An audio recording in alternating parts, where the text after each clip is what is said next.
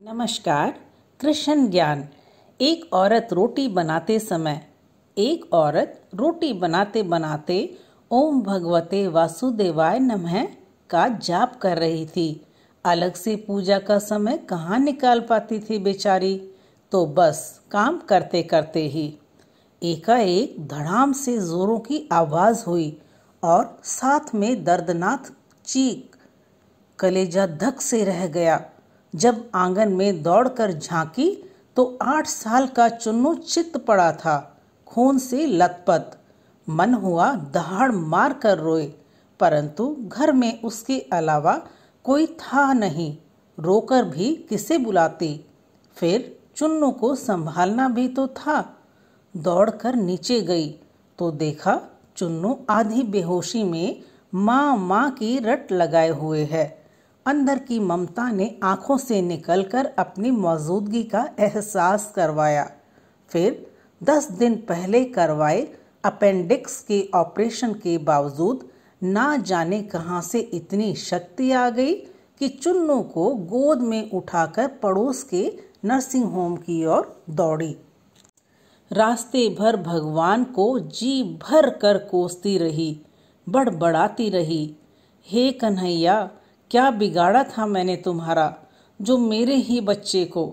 खैर, डॉक्टर साहब मिल गए और समय पर इलाज होने से चुन्नू बिल्कुल ठीक हो गया। चोटें गहरी नहीं थी, ऊपरी थी, तो कोई खास परेशानी नहीं हुई। रात को घर पर जब सब टीवी देख रहे थे तब उस औरत का मन बेचैन था। भगवान से विरक्ति होने लगी थी। एक माँ की ममता प्रभु सत्ता चुनौती दे रही थी। उसके दिमाग में दिन की सारी घटना चलचित्र की तरह चलने लगी। कैसे चुन्नू आंगन में गिरा कि एकाएक उसकी आत्मा सिहर उठी। कल ही तो पुराने चापाकल का पाइप का टुकड़ा आंगन से हटवाया है। ठीक उसी जगह था जहां चिंटू गिरा था। अगर कल मिस्त्री न आया होता तो।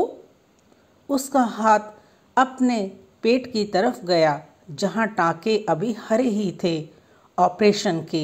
आश्चर्य हुआ कि उसने 20-22 किलो के चुन्नू को उठाया कैसे वो आधा किलोमीटर तक दौड़ती चली गई। फूल सा हल्का लग रहा था चुन्नू। वैसे तो वो कपड़ों की बाल्टी तक छत पर नहीं ले जा पाती।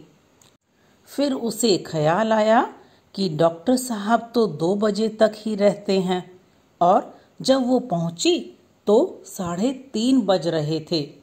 उसके जाते ही तुरंत इलाज हुआ, मानो किसी ने उन्हें रोक रखा था। उसका सर प्रभु चरणों में श्रद्धा से झुक गया। अब वो सारा खेल समझ चुकी थी। मन ही मन प्रभु से अपने शब्दों के लिए क्षमा मांगी। तभी टीवी पर ध्यान गया तो प्रवचन आ रहा। प्रभु कहते हैं, मैं तुम्हारे आने वाले संकट को रोक नहीं सकता, लेकिन तुम्हें इतनी शक्ति दे सकता हूँ कि तुम आसानी से उन्हें पार कर सको। तुम्हारी राह आसान कर सकता हूँ। बस धर्म के मार्ग पर चलते रहो। उस औरत ने घर के मंदिर में झांक कर देखा। कन्हैया मुस्कुरा रहे थे। हम बहुत बार संकट समय या खुशी के पल में ईश्वर की कृपा तत्क्षण समझ नहीं पाते, पर बाद में ये एहसास हो ही जाता है कि ये सिर्फ ईश्वर की ही कृपा थी। ऐसे वक्त श्रद्धा, आस्था और धैर्य बनाए रखें। आप भी कृष्ण कृपा महसूस की हो तो जय श्री कृष्ण कमेंट में ज़रूर कीजिए। वीडियो पसंद आई हो तो ज़रूर अपने मित्रों और परिवार से शेयर कीजिए। और कहानी देखने के लिए बहुत बहुत धन्यवाद।